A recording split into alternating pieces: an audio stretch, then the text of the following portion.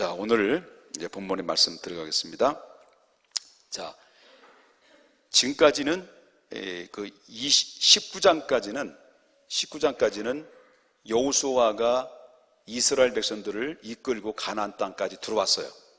그리고 각 지파별로 땅을 전부 다 분배하는데 다 마무리를 해요. 19장에 가서 19장에서 마무리하면서 그 다음에 20장에 딱 들어가면서 하나님께서는 모세에게 이미 약속한 대로 여호수아에게 명령을 내려요.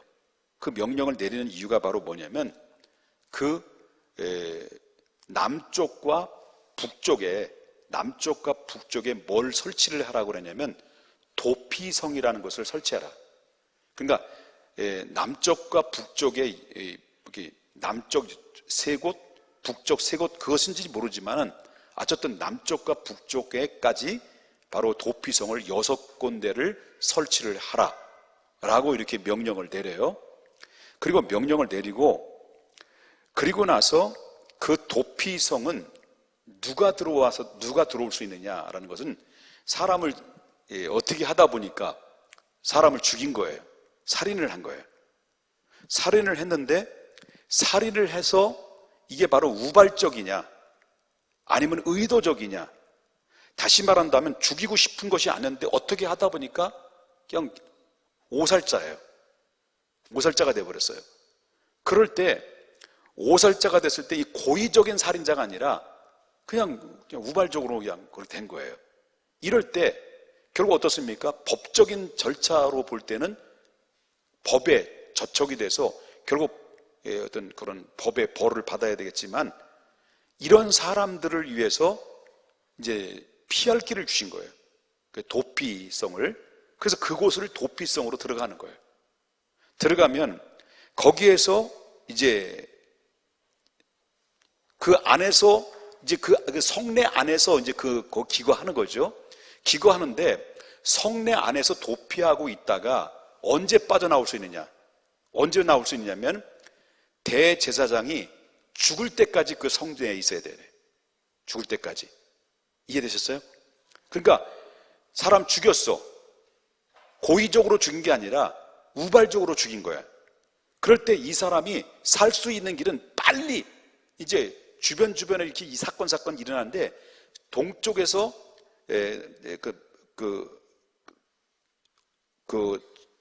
어디죠? 동쪽에서 서쪽으로 해서 6군데를 설치하고 사건이 딱 일어날 때 우발적으로 사람을 살인했을 때 그때 빨리 만약에 예를 들어서 내가 사람을 죽였어요. 그러면 그 피해자의 가족들은 어떻게 했습니까? 보복이 들어올 거잖아요.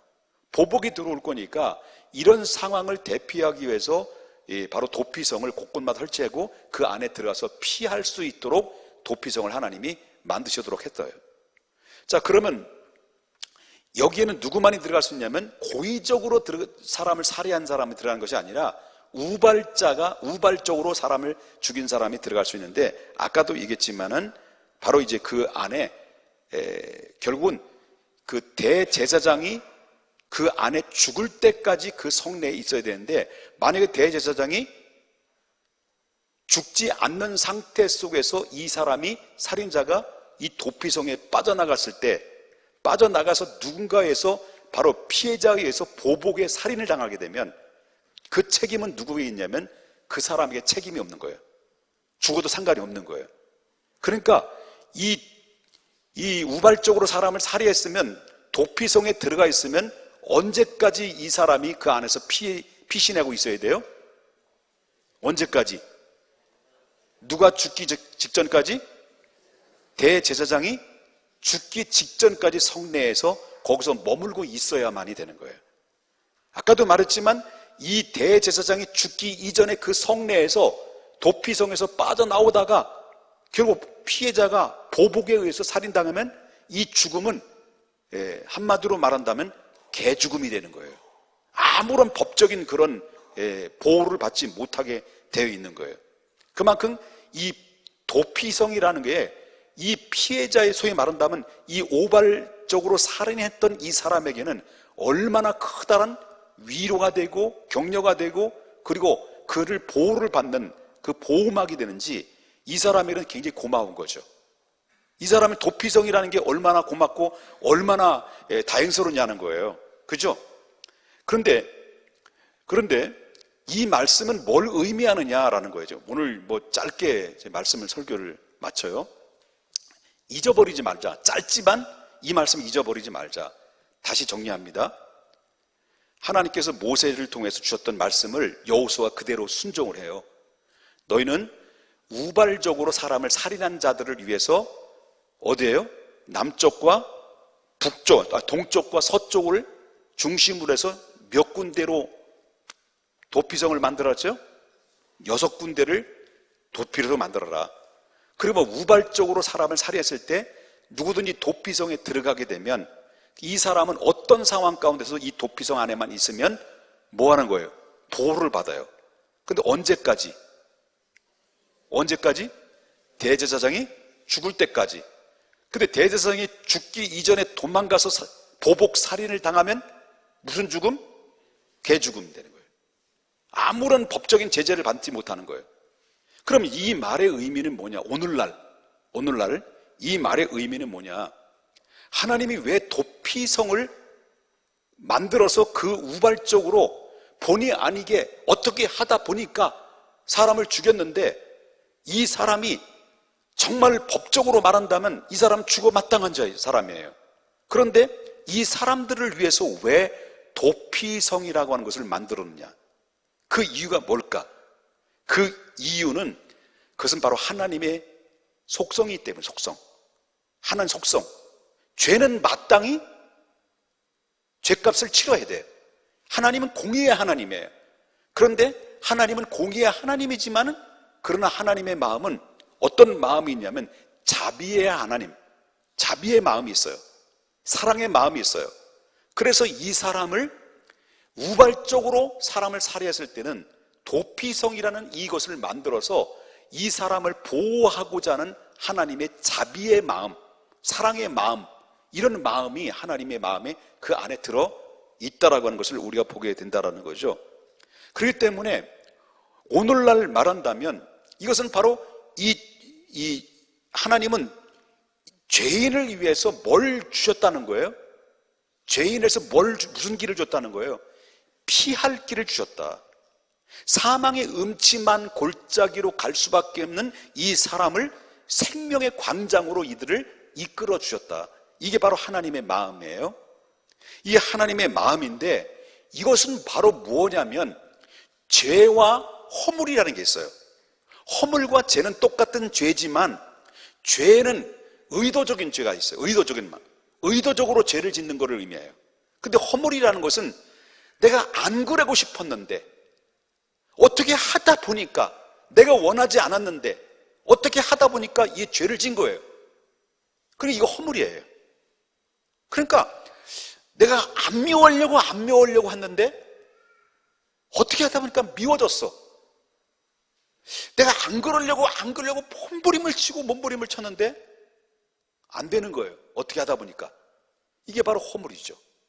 그런데 하나님은 이런 도피성이라고 하는 것을 피할 길을 하나님이 주셔서 이 사람이 자신을 살펴보고 그리고 자신을 돌아보고 그리고 자신의 충분히 내 죄가 무엇인가를 자기 자신을 향해서 자각할 수 있는 기회를 하나님이 주시기 위해서 도피성을 만들어 주셨는데, 그럼 오늘날 우리는 어떤 존재였느냐라는 거예요. 어떤 존재였냐? 죄인에 불과한 존재다. 저와 여러분이 죄인이라는 것을 인정하시죠? 죄인이었다는 거예요. 그런데 이 도피성이라는 것은 그때 당시에 하나님이 도피성을 만들어 주신 이유는 바로 뭐냐면 훗날에 그 도피성이 누구냐는 거예요. 도피성이 누굴까요? 예수 그리스도의 모형과 그림자로 보여준 거예요. 누구든지 자기가 우발적이든지 어떤 죄를 졌다 한다 할지라도 자기 죄를 고백하고 회개하고 누구든지 주님 앞에 나가서 나는 죄인입니다. 당신이 필요합니다. 당신의 도움이 필요합니다. 당신의 도움이 필요합니다 라고 주님 앞에 나아가는 자들은 주님께서는 어떠한 상황 가운데 있다 할지라도 바로 그에게 피하는 자에게 주님이 넓은 판품으로 보호해 준다는 의미예요. 믿습니까? 보호해 준다는 의미. 그래서 오직 다윗이 지난주에 말씀드렸습니다마는 사울 왕으로부터 죽음을 당할 수밖에 없는 상황 속에서 도피 생활을 하고 있었을 때 그가 피할 길이 어디 있습니까? 친구들은 어디로 가라 그랬다 그랬어요. 자꾸 산으로 가서 피하라. 너희가 안전한 곳은 산이다 라고 말했을 때 그들이 말하는 것은 틀린 말이 아니고 정말 다윗을 위하고 다윗을 생각해서 말해준 말이지만은, 그러나 이 다윗이 우리와 다른 것이 뭐 그들과 다른 면이 뭐냐 그럴 때 그가 내가 피할 곳은 산이 아니라 여호와 하나님 품이라는 것을 그는 믿었습니다. 그래서 산으로 도망간다 하더라도 거기에는 위협이 있고 생명의 위협이 있고, 땅 밑에 꺼지는 곳에 있다 할지라도 스월까지 들어간다 할지라도 거기서 언제나 바로 죽음이라는 것을 기다릴 수 있는 거고, 어디 사방에 우겨싸움을 당하는 가운데 내가 안전한 곳이 어디 있겠느냐? 없다. 오직 내가 의지하고 내가 바라봐야 될 것은 나의 아버지, 나의 품밖에 없다라는 것을, 내가 피할 것은 아버지 하나님밖에 없다. 이 다윗을 통해서 우리가 바라봐야 될 게 뭐냐면, 오늘날 이 시대에도 힘들고 어렵고 고난이 많고 내가 어떤 죄를 졌다 할지라도 어떤 상황 앞에 있다 할지라도 우리가 저와 여러분을 안전하게 지켜주시고 안전하게 인도하시고 여러분은 이제 가장 여러분의 형편과 처지를 잘 아시는 하나님께서 바로 우리는 누구를 통해서 피할 수 있는 길을 열어주냐면 예수 그리스도라고 하는 도피성이라는 예수 그리스도의 품을 하나님이 우리에게 안겨주셔서 누구든지 와라. 그래서 예수님이 하시는 말씀이 내가 양의 문이다라고 말했어요. 예수님께서 말씀하시는 것이 바로 뭐냐면, 수고하고 무거운 짐진 자들아 다 누구에게 오라고 그랬습니까? 내게로 오라고 그랬습니다. 내게로 와라. 내가 너희를 쉬게 하리라. 이게 바로 뭐냐면 우리의 인생의 피곤한 인생길을 내 힘으로 살아가고 내 방법으로 살아가는 게 아니라 정말 어떤 피할 길이 없고 방법이 없고, 그리고 이 불안과 염려와 근심과 그리고 수많은 사람들로부터, 아니면 여러 가지 법적이든지 모든 상황 속에 나이가 코너에 몰려서 어디로 갈 데도 없고 사방에 우겨싸움을 당한다 할지라도 우리는 뭐예요? 눈을 들어 도피성이라고 하는 예수 그리스도를 바라보라. 예수 그리스도에게 찾아가라. 예수 그리스도의 품에 안겨라. 그러면 그 예수 그리스도는, 그분은 바로 우리의 피할 바이시고 산성이시고 요새시고 주님의 날개 아래에 품어주시는 안전한 도피성이라는 것을 믿으셔야 될 줄 믿어요. 그분이 우리를 위해서 어떻게 하셨을까요? 그 죄의 문제에도 우리는 아무리 내가 노력을 해도, 내가 애써도, 내가 힘써도 이 죄의 문제는 해결받을 수 없어요, 여러분. 그 죄의 문제를 해결할 수 있는 유일한 길은 바로 누구냐? 예수 그리스도밖에 없는 거예요. 그리고 대제사장이 죽어야만이 이 살인자는, 대제사장이 죽은 그 즉시에 이 살인자는 그때부터 자유의 몸이 돼서 성 바깥에 나가서 자기 고향으로 갈 수 있는 자유를 얻어요. 바로 예수 그리스도의 죽음으로 말미암아, 예수 그리스도의 죽음 그 자체가 여러분들을 죄와 사망에서 법에서 우리를 풀어주는 능력의 십자가인 거예요. 바로 대제사장이 죽으셨던 것처럼 영원한 대제사장이 십자가의 대속에 피 흘려 죽으심으로 말미암아 누구든지 수고하고 무거운 짐진 자들이 주님 앞에 다가오는 자는 피할 도피성이 되고 그를 안전에 보호해 주시고 예수의 십자가의 피를 뿌려주셔서 너는 이제는 죄인이 아니라 자유의 몸이다.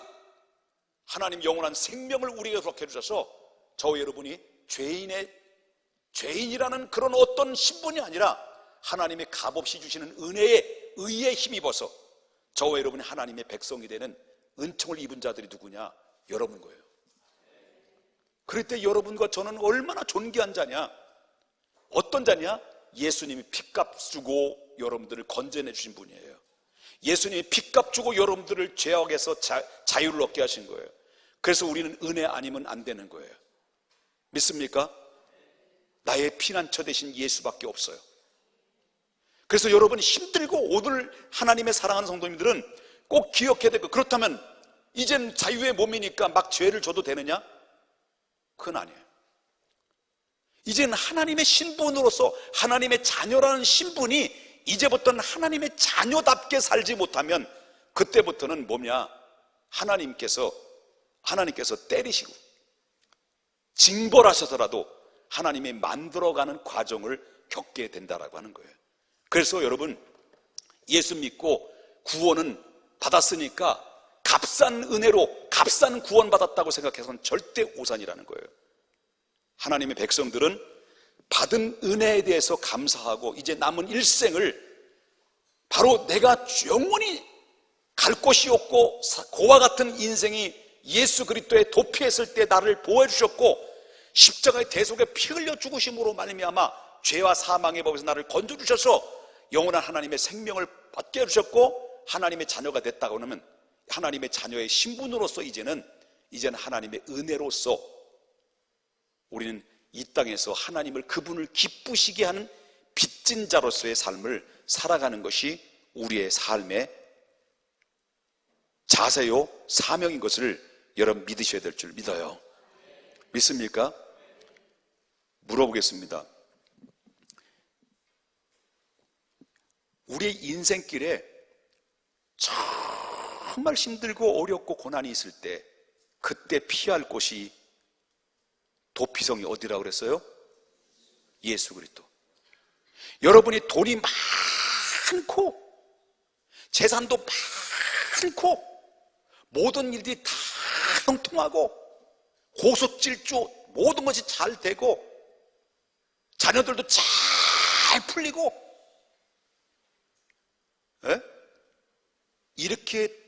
이렇게 되는 형통한 삶을 산다 할지라도 나의 인도하시고 내가 여기까지 오게 된 것은 내 능력이라고 생각하십니까? 하나님의 은혜라고 생각하십니까?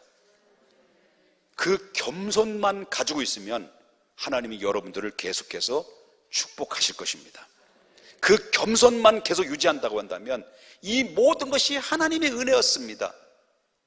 하나님의 은혜 아니면 안 됐습니다. 이 모든 것이 하나님의 은혜입니다라는 겸손한 마음을 계속 가져야 되고, 그 다음에 곤고함이 있으면 우리가 피할 곳은 누구예요? 하나님 아버지밖에 없습니다.